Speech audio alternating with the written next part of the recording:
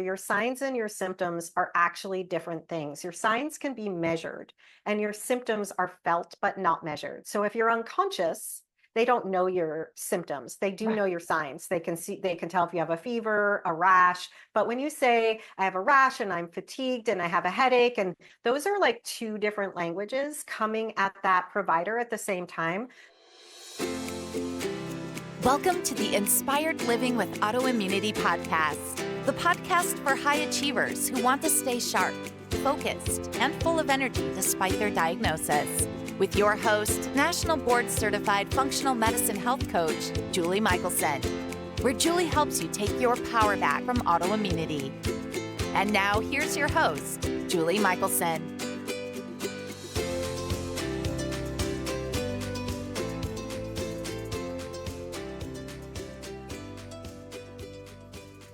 Welcome back to the Inspired Living with Autoimmunity podcast. I'm your host, Julie Michelson, and today I'm joined by Andrea Nakayama, the host of the 15-Minute Matrix podcast and the founder of Functional Nutrition Alliance. Andrea is leading thousands of students and practitioners around the globe in a revolution to offer better solutions to the growing chronic illness epidemic. By highlighting the importance of systems biology, root cause methodology, and therapeutic partnerships, she helps the historically underserved individuals reclaim ownership of their health. In today's conversation, Andrea shares the major principles of the Functional Nutrition Alliance, as well as the Functional Nutrition Matrix.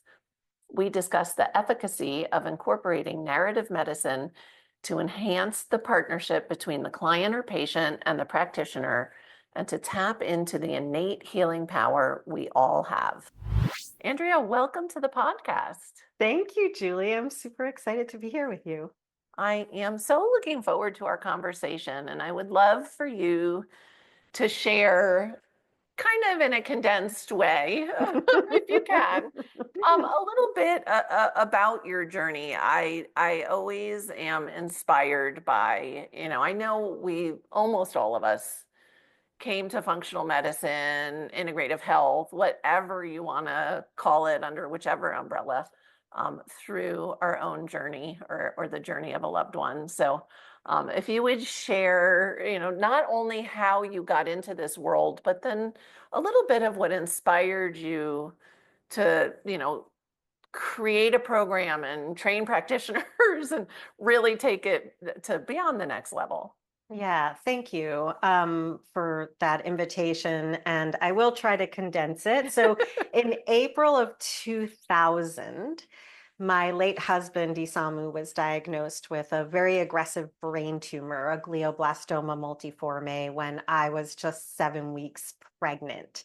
And so that experience took my understanding of the conventional medical model to a different level. There were so many amazing things we received from conventional medicine. We were in San Francisco at the time, and that's where one of the best brain tumor centers is. So we had the best care. And at the same time, it was the first time in our early 30s that we were thrust into the quote unquote medical system.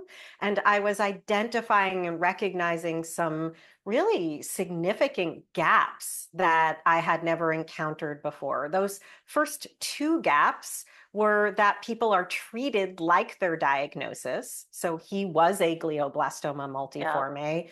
We have our diagnoses, but we're treated like we are them. And the second gap at that time that I realized, I've since realized a lot more, was that all people with the same diagnosis are treated the same. That is what the conventional model does. It sees through that protocol X for Y lens. So that time was what I consider, looking back, my boot camp. Isamu, my late husband, was given 6 months to live.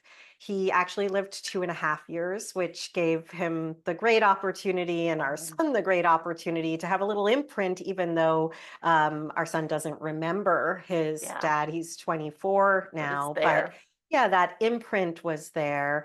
And it took several years for me to realize that there was something in here that was my calling. I worked in a very different field. I was a production director in book publishing for companies in New York, working on very high-powered books. And I realized I had to put myself back through school. So I started scrambling, doing lots of education, following my passion, and it evolved and evolved and evolved.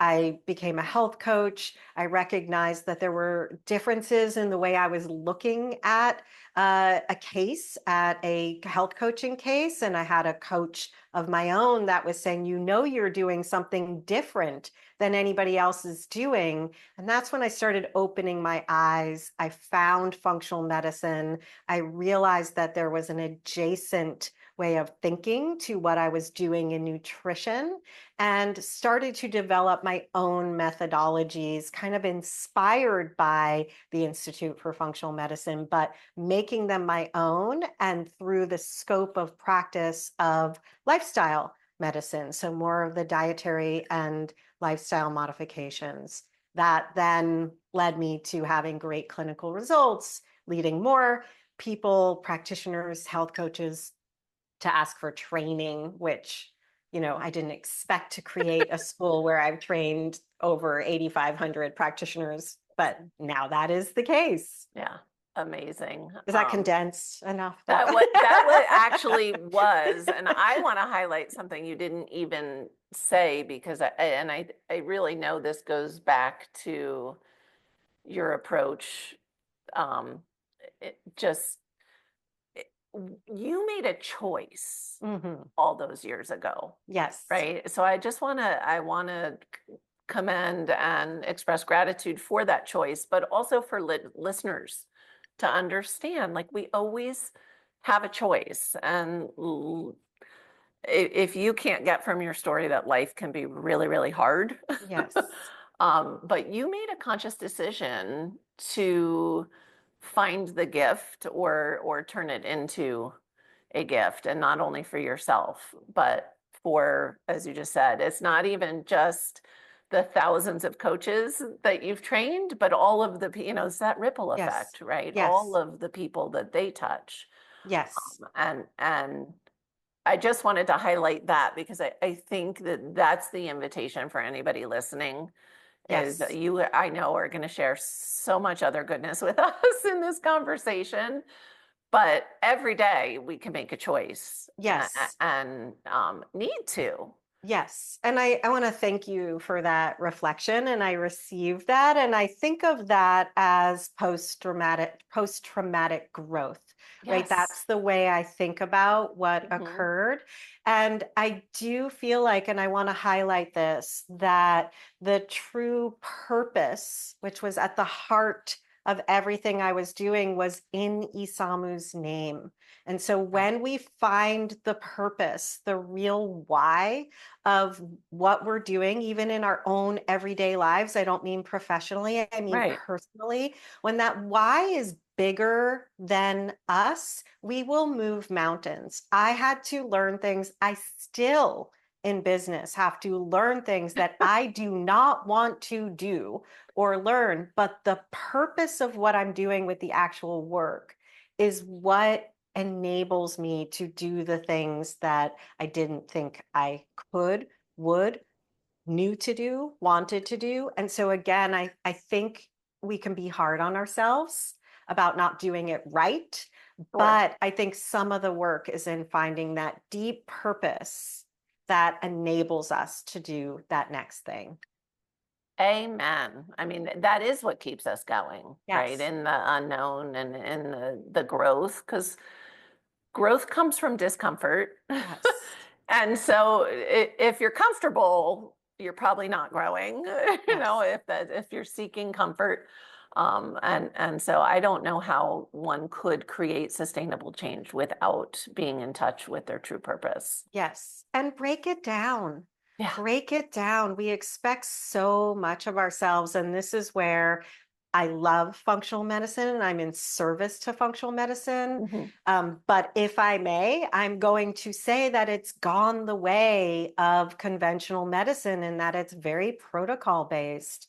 And so I do feel like we're putting a lot of pressure on ourselves as people, especially women, especially type A women with chronic health concerns to Yeah. do it all right or not do it alone at all. And what I see is that people are frustrated. They feel like it didn't work. They took all the supplements. They quote unquote healed their gut. And I just want to say we can break it down and stack and learn. Someone like you does a beautiful job of helping people to make sure it's right for them. And then next, and then next, and then next. I just want to take the pressure away Right. from this idea of doing it all right, going on this protocol, taking all these things that has become the norm in our field that I think is a disservice.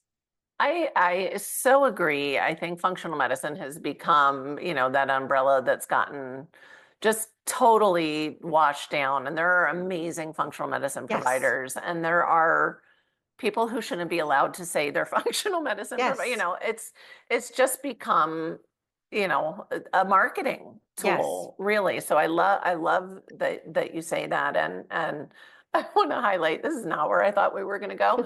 Um, the perfectionism, somebody asked me once when they were interviewing me if I found that many of my clients were perfectionists.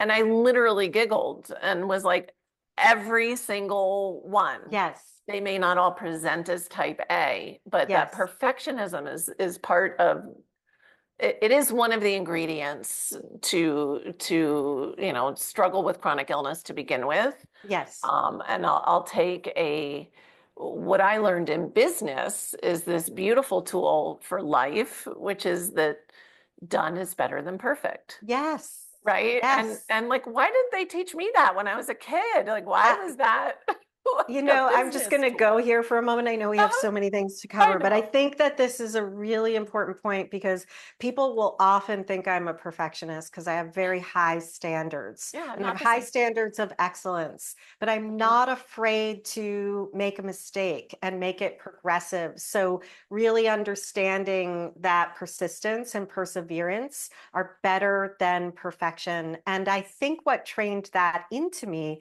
is that my undergraduate degree is in art and design. And Ah, in art and design, you put your work on the wall right. outside of you Yeah. for people to critique. Yep. And you then go back and you rework it and you learn and you keep going. And I think that that exercise for me, which will come back to some of our conversations if we get into narrative medicine, it Uh-huh. are not about perfection. It's not about creating something or doing something in a way that's there. It's about do and then do and then do. Nobody climbs Mount Everest in a day. It takes years. And we have to think about our base camps and know sometimes we're going up and down just to go forward and learn more along the way. And I think that applies to our health journey in such a profound way that we've lost sight of with everything that's fed to us Yeah. in social media and media.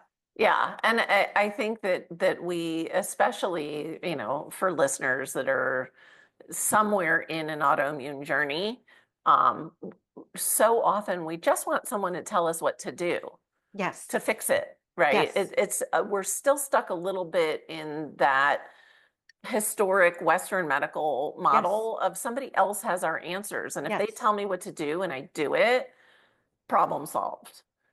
And Not the case. we have the answers. Yes. So it Yes. is not the case.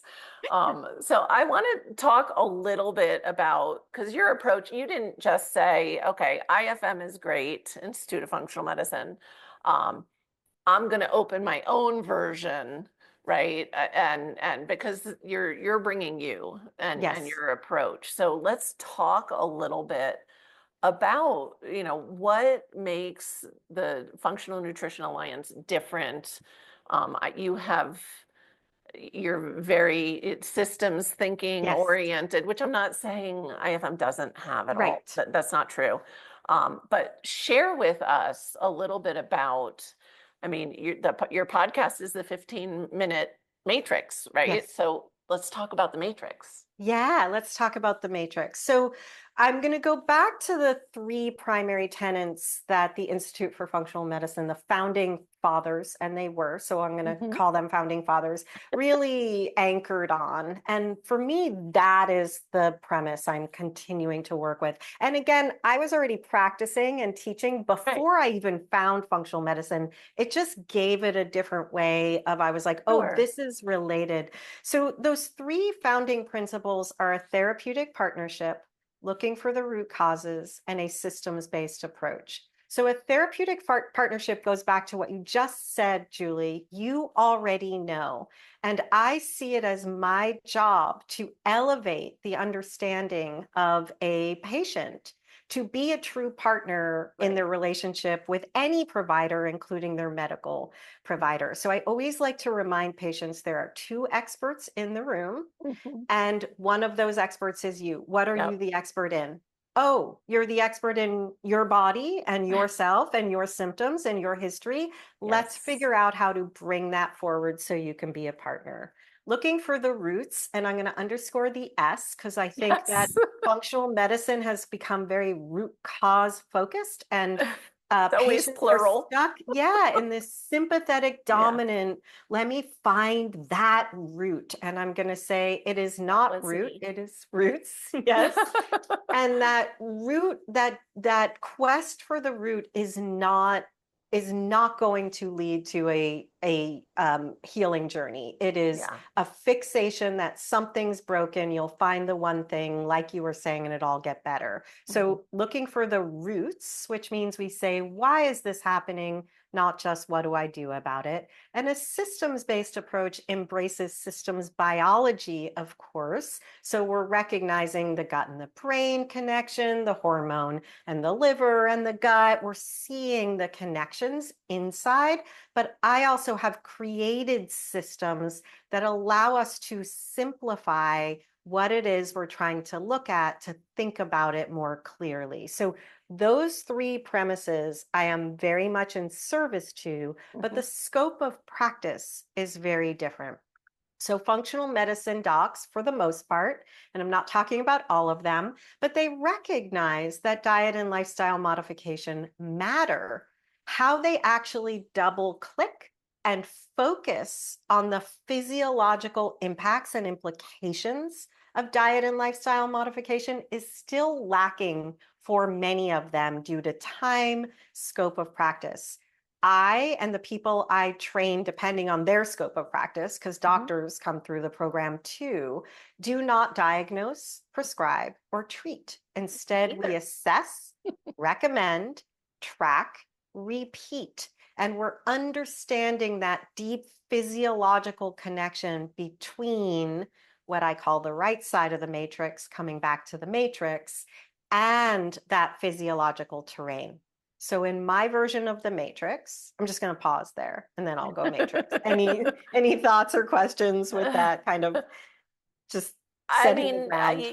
I'm just cheering you along Yes. at this point, right? Of the, yeah, Like-minded. yes, yeah.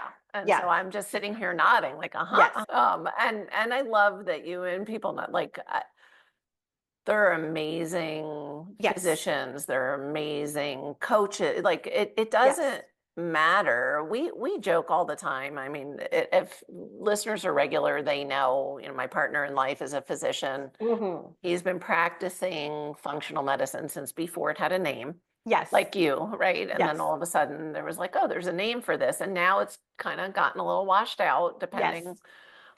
But but I even with us working when we work together, it's like, okay, the how is Yes. still missing. Like Yes. his appointments with patients, he spends 2 hours Yes. with it, and it's still not enough time to, Yes. there's just too many things.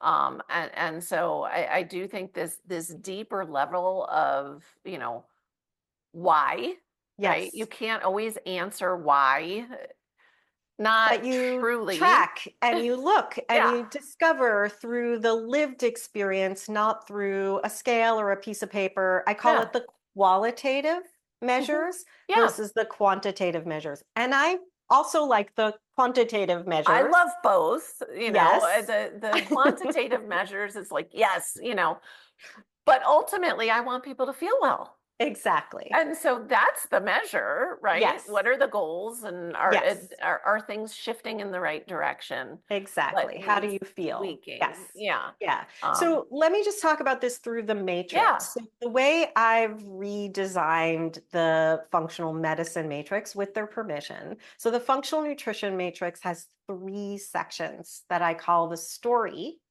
the soup, and the skill.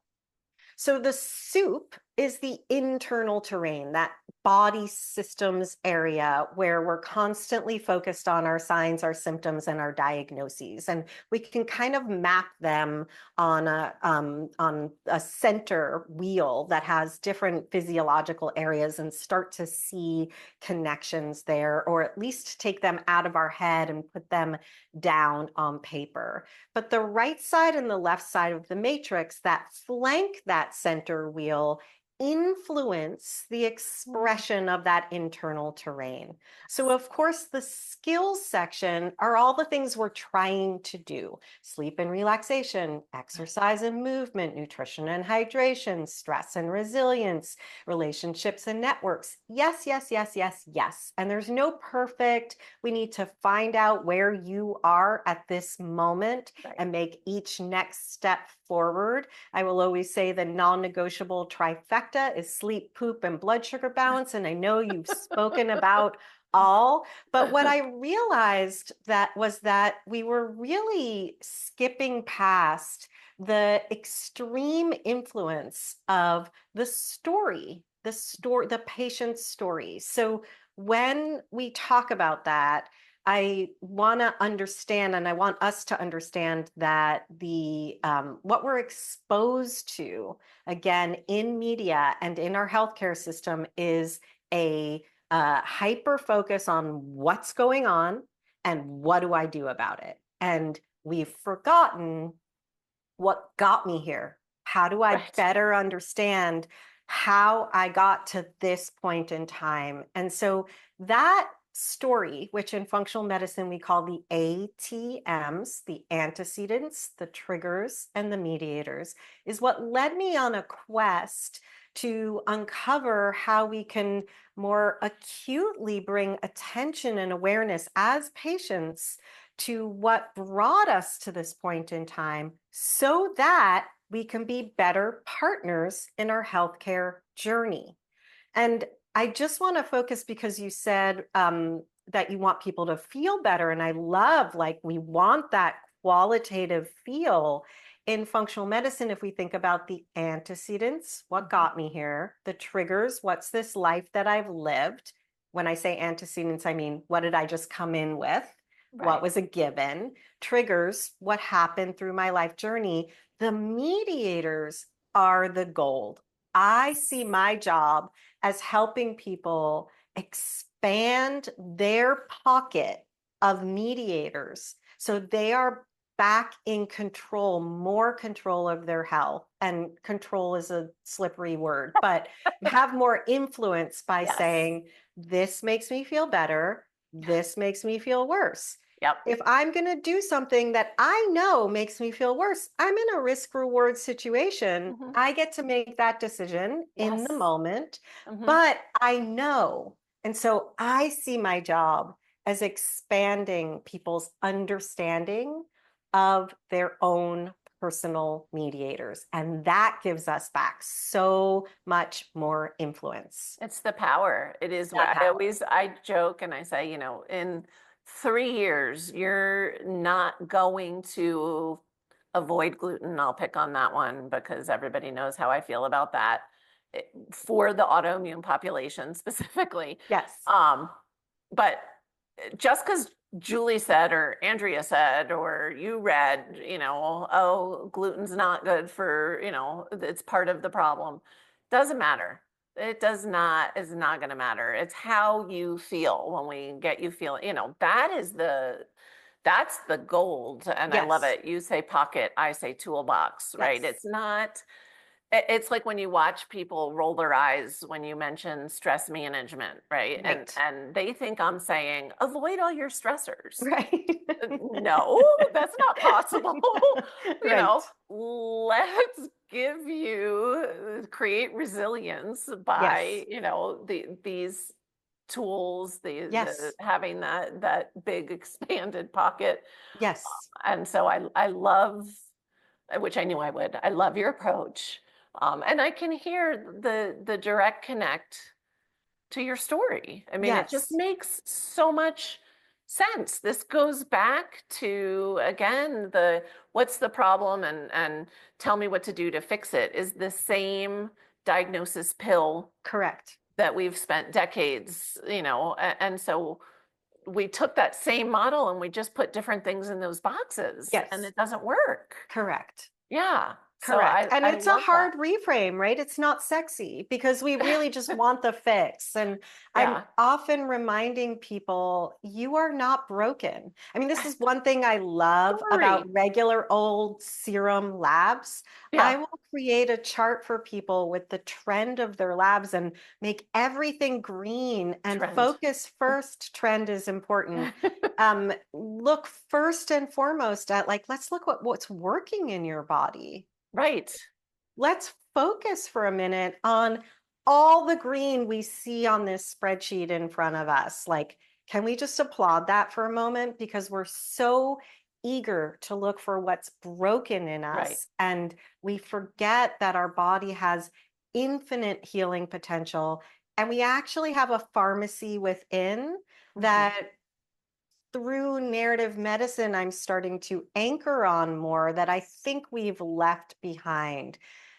Things like belonging and Mhm. feeling included and love and joy and being moved. Like Yeah. there are things we can access that we don't need anybody else to prescribe to us that we can tap into that are not just our story, like, oh, and then this happened to me, and then this happened to me, and then, but oh, when I go to dance class, Mhm. I notice that my heart rate variability that night goes up in a Right. positive way because I'm exercising, but I'm part of a community and I feel joy.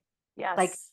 little things that I think we've left behind in our incessant quest for this affirmation that we are broken and have to be fixed. Yeah. Absolutely. And I love that you use the word joy.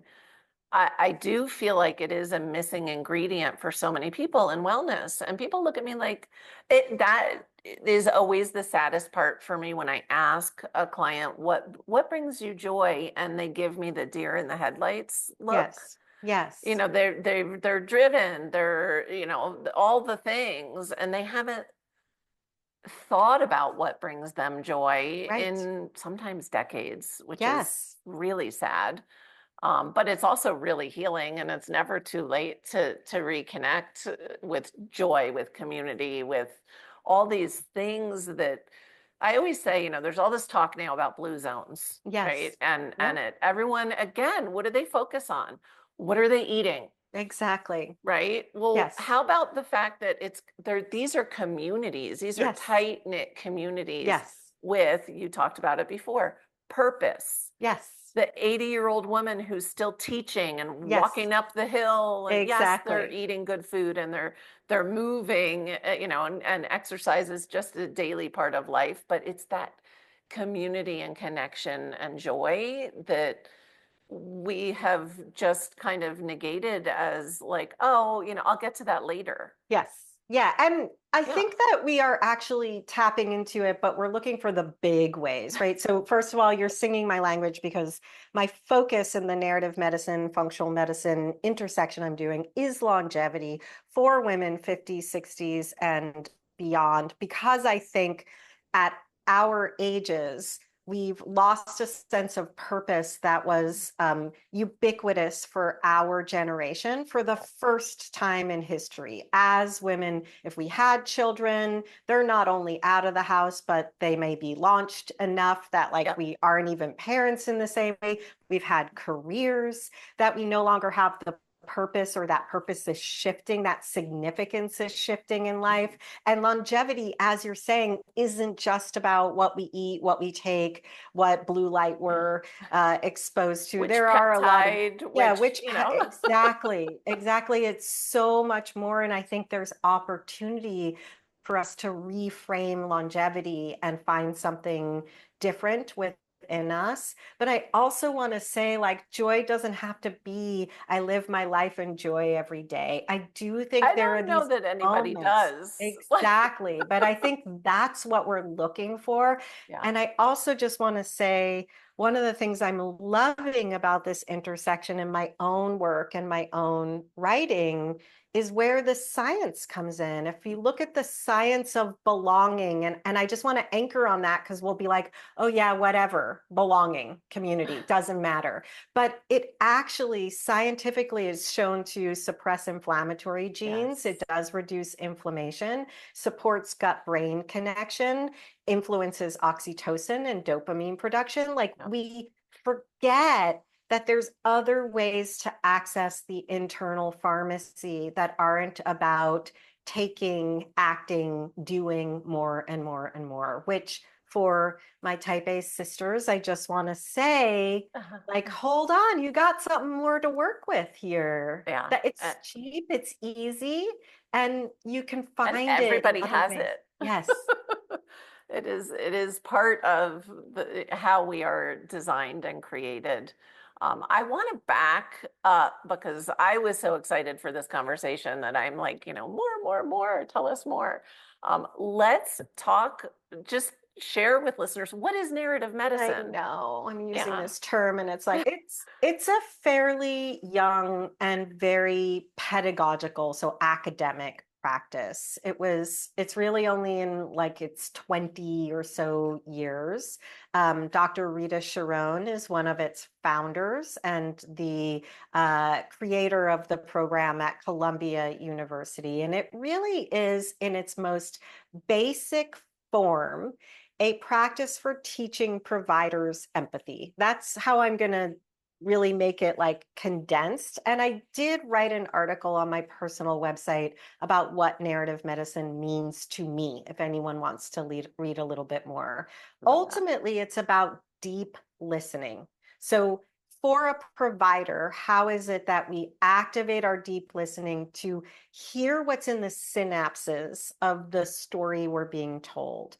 I believe, and this is where the work is for me, that as patients, we can engage in these same practices to activate our deep listening with ourselves. And this is where we are tuning in. And again, it's not necessarily to the minutia of this happened to me and then this happened, although the beauty of the timeline is important too, exactly. But there's more. Yes, it sometimes might just be engaging with a poem or a piece of art or a movie and feeling what comes up in us and allowing time to savor that emotion, that response, which starts to reveal other clues about ourselves that we can more actively tap into to unlock that internal pharmacy. So narrative medicine is deep listening. Deep listening is something I think we've lost as patients in relationship with our bodies, which is its own therapeutic partnership, in favor of doing what you said, farming it out, giving our agency away, asking for somebody to just tell us what to do and how to do it to make it all better now, please. So well put in a way that we can all understand. And again, it's for the practitioner and the patient, most importantly for the patient, but both is where the magic comes in. I heard one doctor refer to it as listening radically with compassion. Exactly. And that stuck with me because it's an extra level, right? Like we can all Yes. say, "Oh, I'm a good listener." Of Yes. course, I'm a good I'm listener. empathetic. Yeah, Yeah. but it is radical. It used to Yes. just be listening. I Yes. truly believe, 2000 years ago, that was just how Correct. we listened. 1000%. Yeah. Yeah. And in narrative medicine, we might engage the humanities to Yes. exercise that muscle. And when I say that we engage in the humanities, that is where the human condition is being shown. And so we don't exercise the muscle only in clinical care. And as patients, we don't only exercise the muscle in like, what's every little thing about my navel going on. We might engage with another human expression Yeah. and then allow ourselves to sink into that experience, and we start to build a radical listening muscle. I love that, a radical listening muscle. And I Too. want to highlight because I believe in really, really simple terms, back to that empathetic piece, it's the feeling.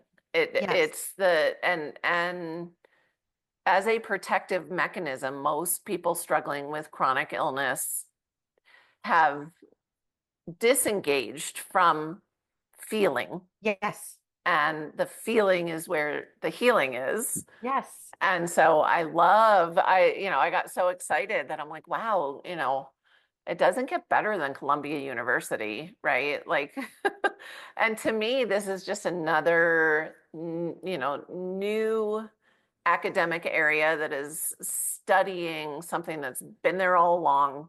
Yes. We're finding a new approach and a Yes. way to train people to help heal other people, Yeah. Yeah. themselves and others. Yeah, I mean, I'll give you an example. I was at a workshop that's part of my program in the spring, and it's a varied room of people coming from all different backgrounds. But there was a young woman the same age as my son who's applying to medical school, and we were in a small group and we were reading a poem and talking about the poem. And a lot of the people from my cohort were there, and we kind of know how to practice this. You learn the Sure. muscle. Somebody newer doesn't have the muscle, and that's the fun I have in the workshops I'm teaching, is helping people to start to exercise that Yeah. muscle. But she said, I just don't understand poetry. And I said, this is the beauty of narrative medicine, because the human condition is messy. It's not linear. It's not given to us in a very thought through, this is what it is, like a Prescriptive. test, Yep. prescriptive.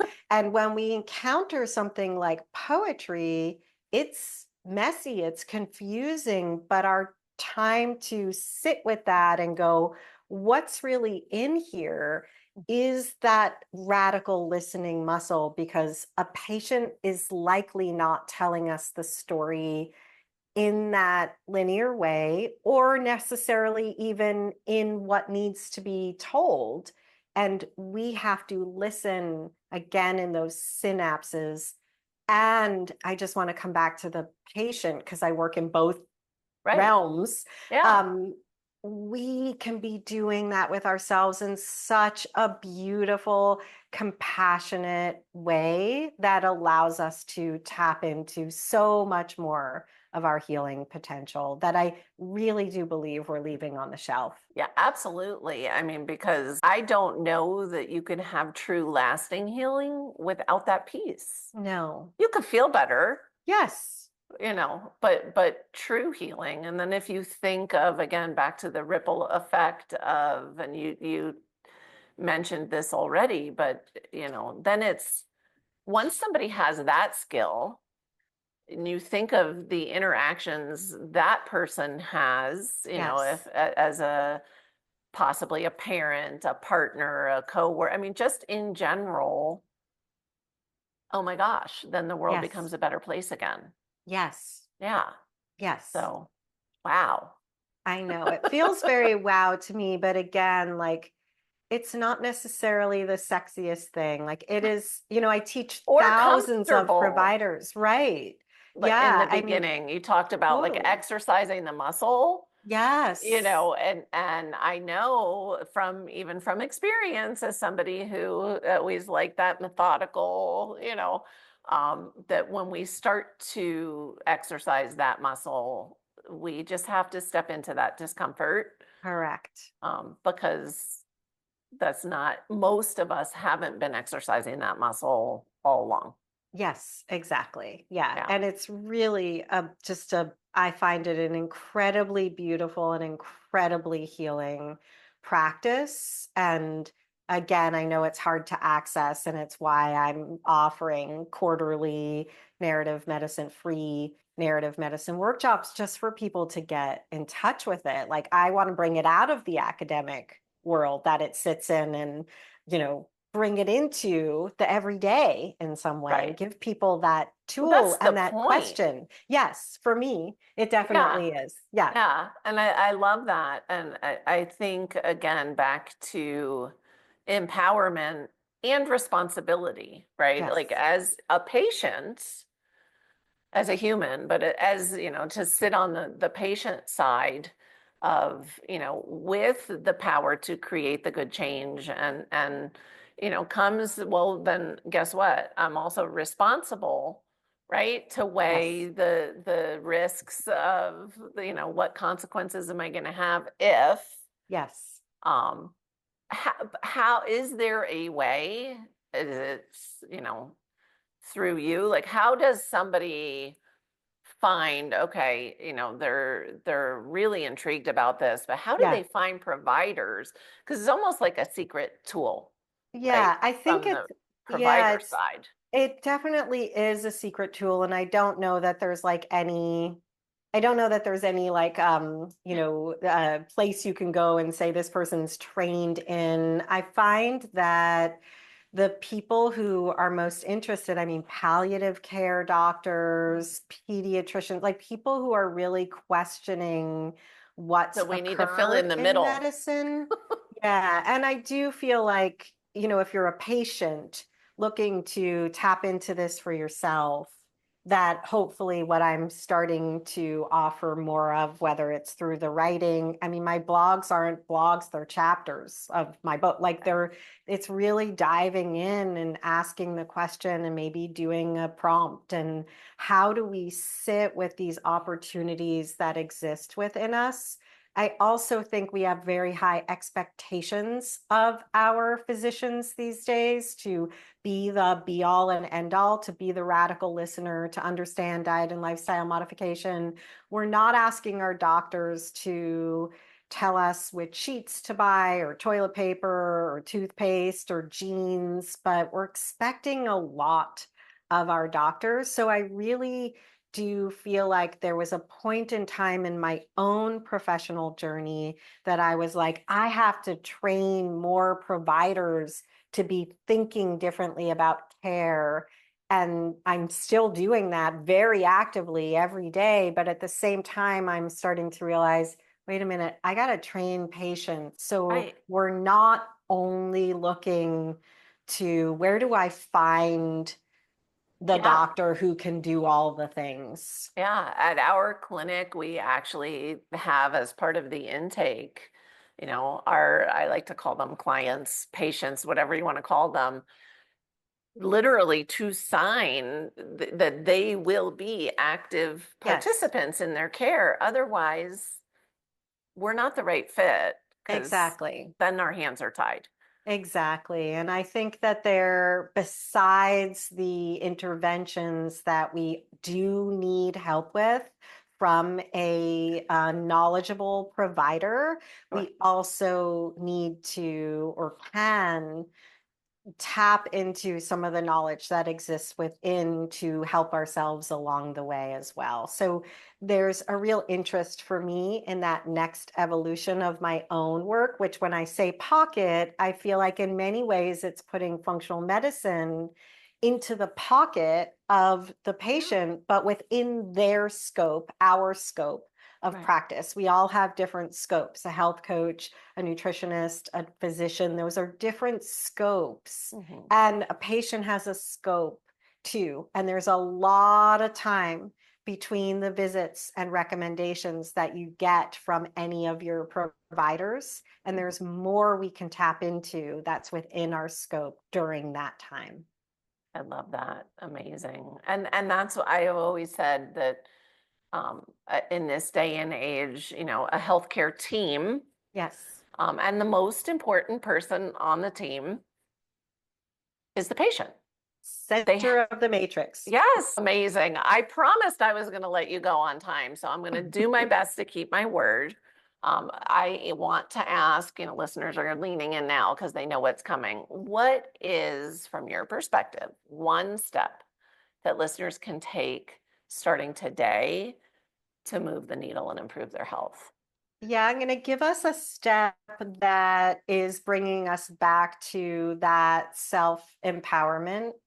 I'm actually thinking of 2 steps if I can. So, Of course. step number 1 is spend a little time with what you know makes you feel better and makes you feel worse. Those mediators, as we call them in functional medicine, just spend a little time.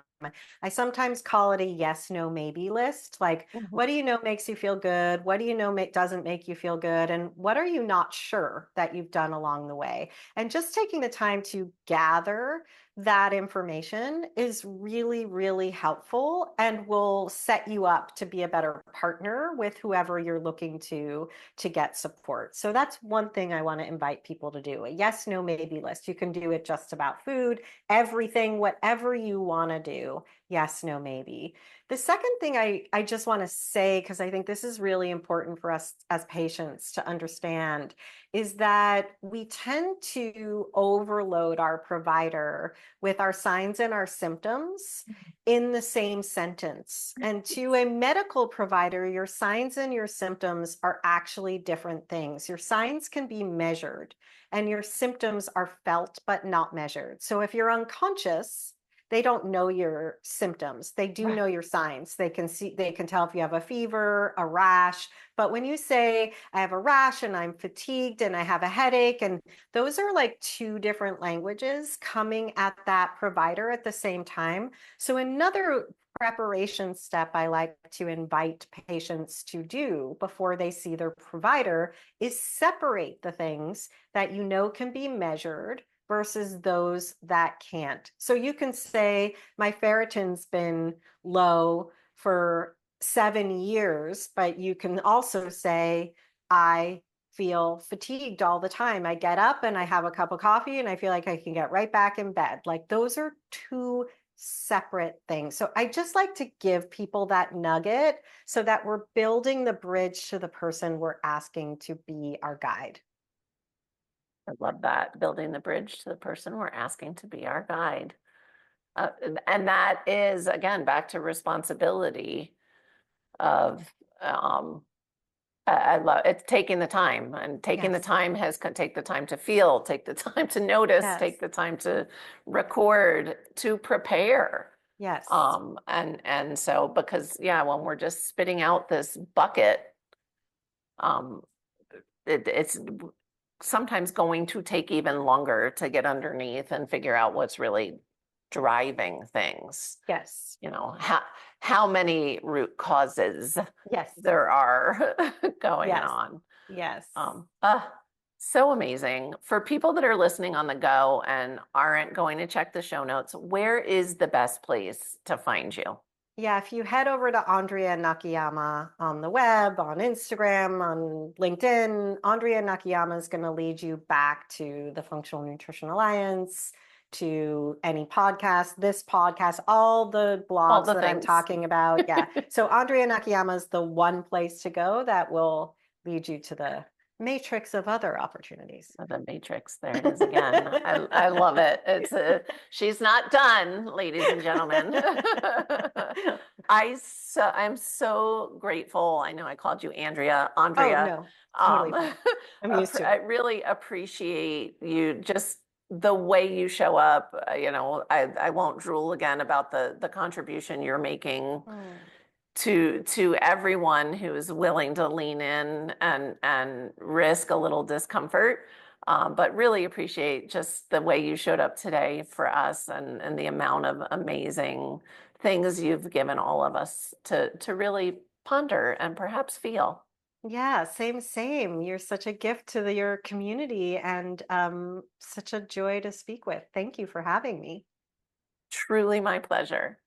For everyone listening, remember you can get those show notes and transcripts by visiting inspiredliving.show.